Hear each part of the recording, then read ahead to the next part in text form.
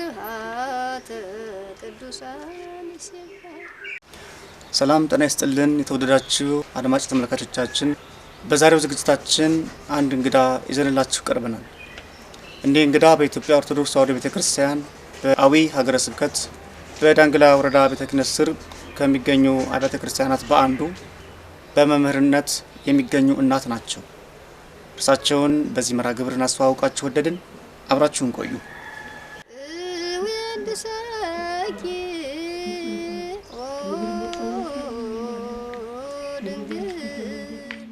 እሺ እናታችን በቅድሚያ ስምዎትን ያስተዋውቁን። ሶስና በላይ መምህርት ሶስና በላይ፣ እስኪ ከማን ተወለዱ? መቼ ተወለዱ? የተወለዱት ዘመን 52 ነው አመቶት። እሺ አባቴ አርጌታ በላይ ይግዛው ይባላል። እስኪ አስተዳደግዎትን ምን እስኪ ያጫውቱን። እንዴት አደጉ? ምን ይመስል ነበር እድገቱ? እድገቴ አባቴን አላውቅም፣ ወልዶ ነው የሞተው። እሺ አሁን እናቴ 10 አመት ቆየች እንጂ እሷ በ10 አመት ሆነ ወላጅ እናቱ ያረፉት። እግዚአብሔር መቼም በፈቀደው የሚያውቀው ላይ እና እኔ በጣም ደካማ ነኝ። እንዲያው ጤና መቼም እስከዚህ ያለው ጋር መቼም እንደተመሰገነ እስከዛሬ ያቆየኝ እንጂ እና ስለዚህ በቃ እናታችን ሙታ ያው እንደዚህ መንከራች የሚበላ የሚጠጣ ጠፍቶ አሁን ነፍሴን ካወቅኩኝ ቅዳሴ አርያም ሳድስ አለቅስ ነበር ውርጩ ሲታወቅ አሁን እንዲያው ላይ ታምላክ እንዲያው እያልኩኝ ሳለቅስ ነበር። የተመሰገነ ይሆን አሁን ነሽም በገዳሙ በዚህ አሁን ታውቁ ትንሽ መቼም ዛሬማ ያው መቼስ እናትና ልጁን ነው እንጂ ማመሰግን ለዚህ ያበቃችሁኝ እንደው እንደዚህ ነበርሁኝ።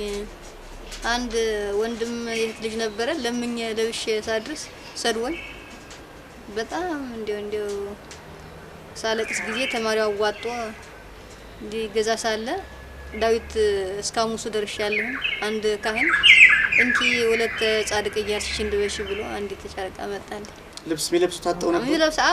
ለብስ አጥቼ እና ስለዚህ ዛሬማ የተመሰገነ ይሁን እንጂ እግዚአብሔር። ወደ ቄስ ትምህርት ቤት እንዴት ሊገቡ ቻሉ? እንዲያውም እህት ነበረች እንዲሁ አይነ ስውር እሷ እንደ በጣም ናት፣ ጤነኛ ናት፣ ኃይለኛ ናት። እሷ ያው ፈጭታም ሊሆናም ተተዳደረ ብለው ተታዋት ነበር።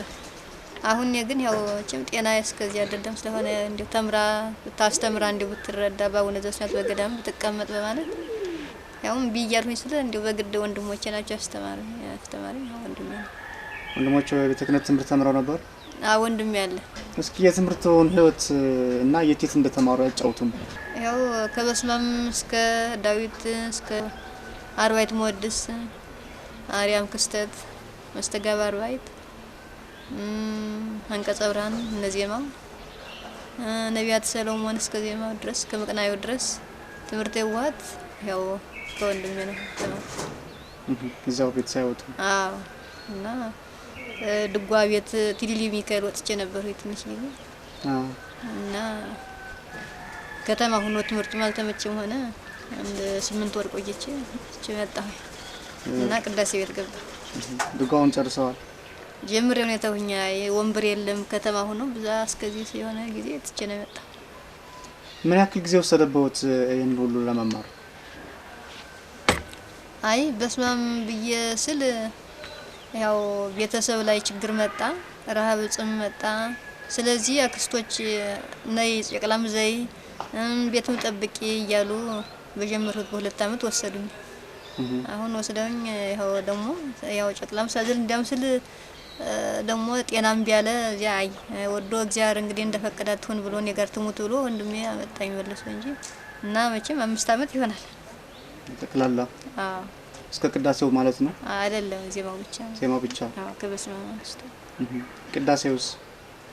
ቅዳሴው ጭም አሁን ደብረ አባይ ተለወጠ እንጂ ስለድኩላው ላይ አመት ደብረ አባይ መንፈቅ ደግሞ ቆይ አመት ወደ ደብረ አባይ ለመቀየር። አሁን ወደ ስራው ተመልሰውትና ዜማና የቅዳሴ መምህር እንደሆነ መጠን ከጣይነ ዜማ እንዳሰሙን ልጋብዘው።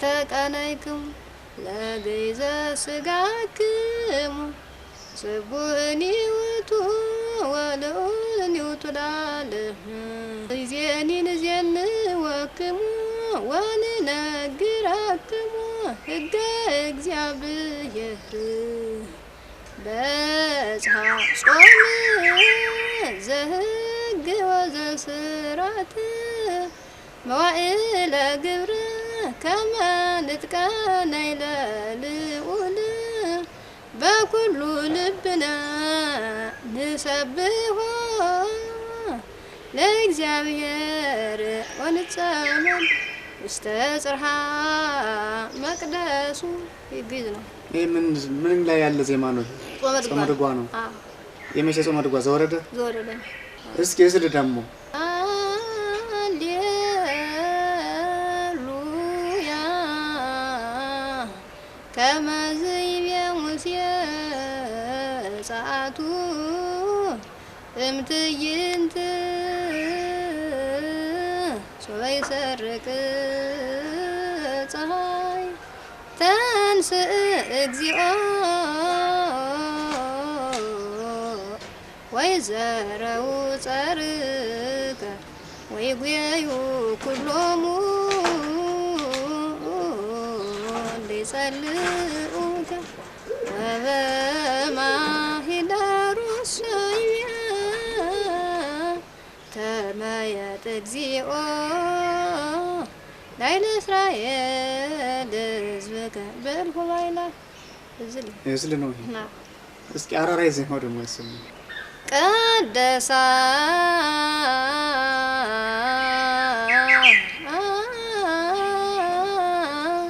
ወአክበራ ወአላላ ወልድ በዕለተ ሰንበት ዛቲ ይእቲ ቅድስቲቲ ንትሰባቲ እስመ አግዓዞ ለሰብእ ወይአምር ኩሎ ዘውስተ ልብነ ናኩቶ ለአምላክነ ለዘአቀበነ ወአብጽሐነ በንጹህ ንጥቀናይ ለአምላክነ። አሁን እያስተማሩ ይገኛሉ። ጉባኤ ቤቶት የት ነው ያለው? እዚያው ዶንጂ ሚካኤል ነው። ዶንጂ? አዎ፣ ድዋካ እንትን ከድዋካ ተከፍሎ ያለ ማሽላለች። በዚሁ ባዊ ዞን ባዊ ሀገረ ስብከት ስር ነው። አዎ። የተወለዱትም እዛው ነው? የተወለዱት እንዲኳንቻ ነው፣ ወደዚህ ወደ አንግላ አካባቢ ማለት ነው። በምን ምክንያት ነው ወደዛ የሄዱት? እንትን ሀገር አልስማማ ሲል ወንድሜ ሲሄድ ጊዜው እኛ ይመጣነን ያው እሱ ጋር ተከትለን ያው። መቼ ጀምረው ነው ማስተማር የጀመሩት? እኔ ግን እንዲያው እንትና 18 19 ነበር። የንታ ግን 25 ይሆናል አለ የጀመሩበት። በስንት አመት ሆነው የጨረሱት ትምህርቱን ያጠናቀቁበት ጊዜ ትዝ ይሎታል? 52 ሲሆንማ ያው እንግዲህ 25 ዘመን ያስተማሩት ሲሆን ወደ 30 አመት ነው። አሁን በገዳም ሳለሁኝ አሁን አንድ መነኩሴ ላይ አስተምሪያት መነኩሴቱን እባክሽን ዳዊትን አስደግሚያት እኔ ተመትቼ መነኝ አለች አሉ። አይ እኔ ተማሪዎት መነኝ ብል የንታ አይ እንግዲህ አሳንቺ እኔን ካስታቀርሽኝ እኔም አንቺን አልቀብርሽም አንቺ ምን እንዳትቀብሪኝ ልሽ አስተምሪላቸው ብለው ሰዳዱ። ይሄን ቅዳሴ እንደው ዝም ብዬ መቼም በምክንያቱ ያቺ መነኩሴ ምክንያቱን የጀመሩት እንጂ ቅዳሴ መራለው ያልገባው ነበር እና ስለዚህ ያን ቅዳሴ ስማር ዶሮይቱን ሳረባ ነበረ። ያቺን ዶሮ መነኮሳት ደብርቼ ሳለሁ አርደውብኝ ምንድነው ብዬ ብላቸው አንድነት ነው ብለን አረድና እኔ መጣሁኝ ገዳም አልመጣሁም አስተምሪ ባክሽ ተብዬ ነው የመጣሁኝና ተማሪ ቤት ያው እየተማርኩ ነው ለምንድነው ይያሉ እዚያ ወጣሁኝ ገዳም ላይ ነው። አሁን በቃ ብዙ ተንከላቸ ቅዳሴ ቤት በማለት ወይ እንዲህ ሄድሁኝ ዘርቡርግ ደለከሰልሁኝ ደግሞ ሊጣ ገዝቼ ደግሞ ያመለክትልኝ አጥቼ ቅዳሴውን እና ድምሳ ሄድሁኝ እና ብዙ መቼም እንግዲህ እንደዚህ ብዬ አሁን ከምን ከሀገር ተቀመጨ የዘመድ ባህል ብለው አሁን 11 አመት ነው የመጣው ሄዶኝ። ከዛ በፊት ከ11 አመት በፊት ወንደ ፋይጀ ነበር ትምሃ አስተምሪ ተብዬ ነበር። እዛ ሳስተምሩ ቆይተው። እስኪ ትምህርቱን ሁኔታ ያጫውቱን። ቄስ ትምህርት ቤት ገብተው እንዴት ነበር የሚማሩ? ያው ዘሩን መጀመሪያ እናጠናለን። ያው ወንድሜ ይነግረኛል በቃሌ ያው ጾም ልጓ እንደሆነ ያው ሃሌ ሃሌሉያ ዘወረደ እምላይሉ አይሁድ ሰቀሉ ብዬ እናጠናለሁ። በቃ እንግዲህ ምልክቱን ሃሌ ጸጋ ሃሌ ባኡ ብሎ ይሄን እንግዲህ በቃ እየተረተረ ነግረውታል። አዎ ወደ ህይወቱ ስንመለስ አሁንም አይኑ ማየት ያልቻለው በምን ምክንያት ነው? በስንት ዓመት ውስጥ ነው? ከትውልድ ላይ ነው። ሲወለዱ ጀምሮ ነው? አዎ ከቤት ወደ ጉባኤ ቤት ከተለያየ ቦታ የሚንቀሳቀሱት የሚመራው አካል አለ? እኔ ነኝ። ደብርም ያው ቅርብ ነው። ያው እኔ ነኝ እንጂ የሚያሳዝን የህይወት ገጠመኝ አለዎት? በጣም አይመልሰው የሚሉት ያው በተማሪ ቤት ሄደን ያው ጥሬ ይሰጡን ነበረ። ጥሬ ሲሰጡን ጊዜ ጥሬ ደግሞ እኔ እንደው እስከዚህ ልበታማሚና አይሆንልኝም። እዚያ ውዳሴ ማርያም ሳድርስ አዙሮ ጥሎኝ እንጀራ ገዝታችሁ አምጡ ብዬ በምሰጠው ጊዜ ያችን እንጀራ ገዝታው አመጣው ብዙ ለብዙ ቀን ይሆናል ብዬ ሳለው እሷን አንድ ጊዜም አትሆን ነገር የትምህርት እንደው ቢቀርማ እንደው እና እንደው እንግዲህ እንደው ሁለተኛ እንደ ተማሪ ቤት አልገባም ማለት ያው አምሮ ነበር ይዛን በጣም። በኋላስ እንዴት ተመለሱ? ኋላ በገዳም ተማሪ ቤት አገኘ። እዚያ እንዲያው አስተዋጽኦ አድርገው ያው ሰርከ ህብስት ያወጡልኝ ነበር። በዚያ ላይ ዳሴት ሰርከ ህብስት ማለት የዕለት እንጀራ ቁርስ ምሳ እራት ነው ወይስ በቀን አንዴ? ምሳም እራትም ያው አንድ ጊዜ ነው የሚቆነን። አንዴ ነው የሚሰጠው። ከዛ በኋላ ትምህርቱን ቀጠሉ። እና አባቶችም እግዚአብሔር የተመሰገነ ይሁን ጥሩዎችን የሚገጥም በቅዳሴ ቤትም ቢሆን ጥሩዎችን እንዲው ተንከባካቢ ናቸው። ቅኔ ቤትም አንድ 8 ወር እጄ ነበር እዚህ እሱ ጫራ የሚባል የቅኔ ጉባኤ ቤት። አዎ እዚያ ነበሩ። ጥሩ አባት ነበሩ። እንዲው ከኔ ዘንድ አድርጌ ነው እንዲው ማስተምረሽ እያሉ ሲሉ ነበረ። ደብሩ ራቀ። ረሃቡም ደግሞ ልመናው እስከዚህ አስቸገሩት። ከዛ በኋላ መምህርት ተብለው የዜማና የቅዳሴ መምህር ነው ተመርቀዋል። የዜማ ትምህርቶትን ያስመሰከሩት የት ነው? ምስክር አላመጣም ወጪው ብዙ ስለሆነ እንጂ ሙሉ አቅም ሙሉ እውቀቱ አለዎት። መቼም እንግዲህ ቅዳሴስ የት ነው? ቅዳሴ ባህር ዳር ብለው ነበሩ። አያና ሄዱ ዝም ብዬ ነቀረኝ። እንደራስ ማይጓሰውና እንደራስ ደግሞ ሀብት የሌለ ስለሆነ ከዚህ ምስክር እንኳን ግን ያው ብቻ ጨርሰው ለማስተማር የሚያድርስ እውቀት ላይ ደርሰዋል። ስንት ተማሪዎች አሉት በአሁኑ ሰዓት? ዛሬ 35። 35ቱም የምንድን የዜማ ነው የቅዳሴ? ያው ወደ 3 ነው። የቁጥርም የዜማም የቅዳሴም ወደ 3 ናቸው። የጉባኤ ቤቱ የገቢ ምንጭስ ምንድን ነው? ምንም ገቢ የለም። እየለመኑ ነው የሚማሩ እነዚህ ደቀ መዛሙርት? አዎ። ሴቶች ናቸው ወንዶች? ወንዶች ናቸው። ሴት እንኳን አንድ ነበረች ጤና እንደዚህ እያላት ጸብልዳለች እንጂ ሴት የለች። ወንዶች ናቸው? አዎ። የሚያግዘውት ጉባኤ ቤቱን የሚደግፍ አይዞት የሚለውት አካል አለ? ማህበረ ቅዱሳን ያው የካቲት ከ7 ቀን ጀምሮ አሁን አመት ቢመጣ 2 አመት ጀምሮ ያው 500 ያው በወር ተቆርጦ እየሰጡኝ ናቸው። ማህበረ ቅዱሳን ያው ገንዘቢቱን ይሰዳሉ።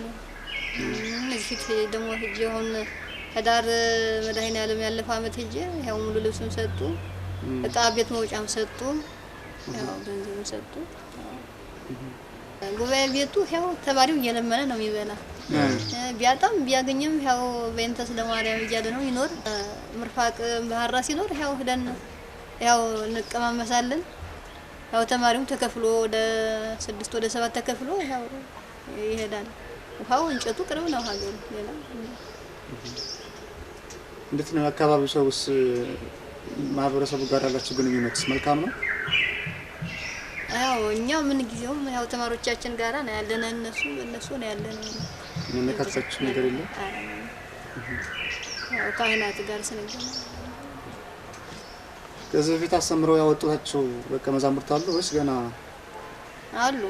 አሉ መተከልም ያው ጫራም ያው በቱምሃም አሉ መተከል ወደ 10 ካህናት ይሆናሉ።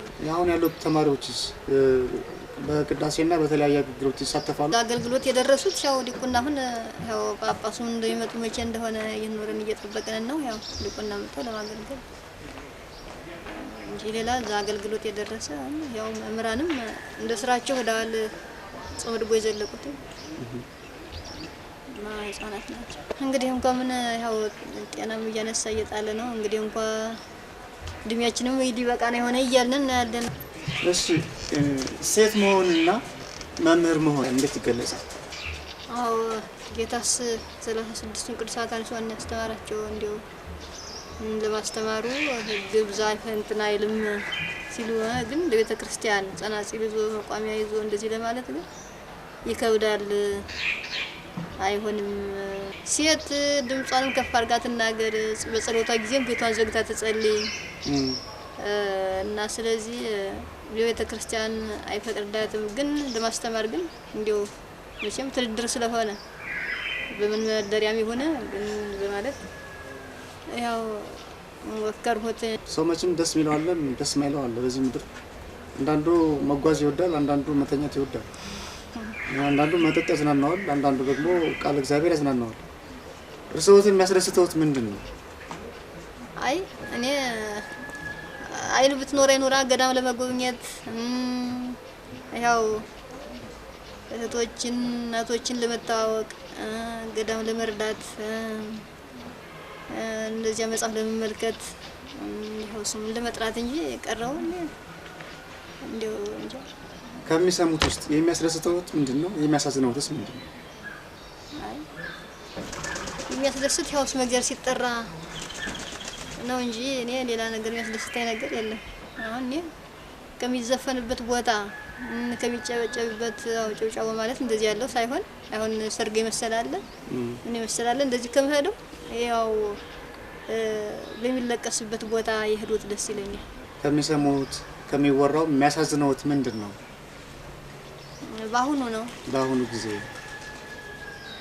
በአሁኑ ጊዜ እንግዲህ በእኛ እንጃ በእናንተ ባይኖር እንጂ ሁሉ ባይታዊ ነኝ ይላል። እንግዲህ ነግራለሁኝ እግዚአብሔር ጋር እገናኛለሁኝ እነጋገራለሁኝ የሚሉ አሉ። እሺ እንግዲህ ስለዚህ እንግዲህ ሰው ይሰግዳል ይሄዳል። አሁን ስለዚህ አይ ብዙሃን ይመጹ ይላል ጌታ። ደግሞ አሁን በስሜ ብዙዎች ይመጣሉ፣ ፀሐይና ጨረቃ ይዘው ይመጣሉ፣ አትመኗቸው አትከተሏቸው ይላል። ስለዚህ አሁን በእኛ አለ በቃ እንዲያው አባቢቱ ይባላል። ስለዚህ በቃ እኛ ደስ አይለኝም። አይን ዘመን እንዲያው እንዴት ለማድረግ እንፈጽማለን ይሆን ከቶ እንዲያው ምን ይመጣብን ይሆን በማለት ነው ያለንበት። ክርስትና በእናንተ ልጅነትና አሁን ባለው ጊዜ እርስዎ በተረዱት መጠን እንዴት ይገለጣል? ምንድን ሃይማኖቱ አሁን ሰው ለሃይማኖቱ ያለው ቅንነቱ ስነ ምግባሩ በእናንተ ልጅነት ጊዜና አሁን ያለው ሲነጻጸር የትኛው ይበልጣል? እስኪ ንገሩን። እንዲያው አስቸጋሪ ነው። ባሁን እሱ ጊዜው የኛው እንዲያው በእኛ ህዝብ ተወደድነ ጊዜ መጻሕፍት የሉም። እስከዚህ አሁን አባታችን ላይ አንዲት ያው የዓመት መዝሙር መጽሔቱን ትባል ሰንበታዊው ትባል ነበረ እና አንድ ጾመ ድጓ ናት የነበረች እና ስለዚህ መጽሐፍ ትርጓሜ ምናምን የሚባል ነገር የለም ነበር። አሁን ግን መጽሐፉ በየእጅ መጥቷል። አሁን ደግሞ እውቀትም አለ ሁሉም አለ እና መቼም አንዳንዶች ያው ባይታዊ ነን እያሉ ነው እንጂ እውቀት ያለ በአሁኑ ዘመን ይመስለኛል። እስኪ ደግሞ ካልደከመውት ከሰዓታት እስኪ ንስብሖ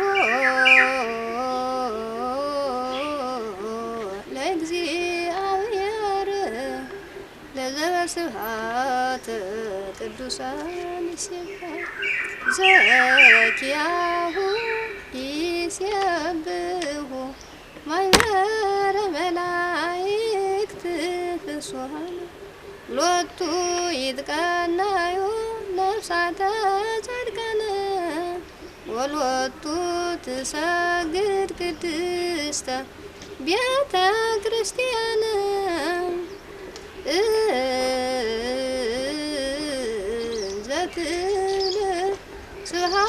በአርያም ወሰላም በምድር ለዘሰምሮ ለሰም ቅዱስ ቅዱስ ቅዱስ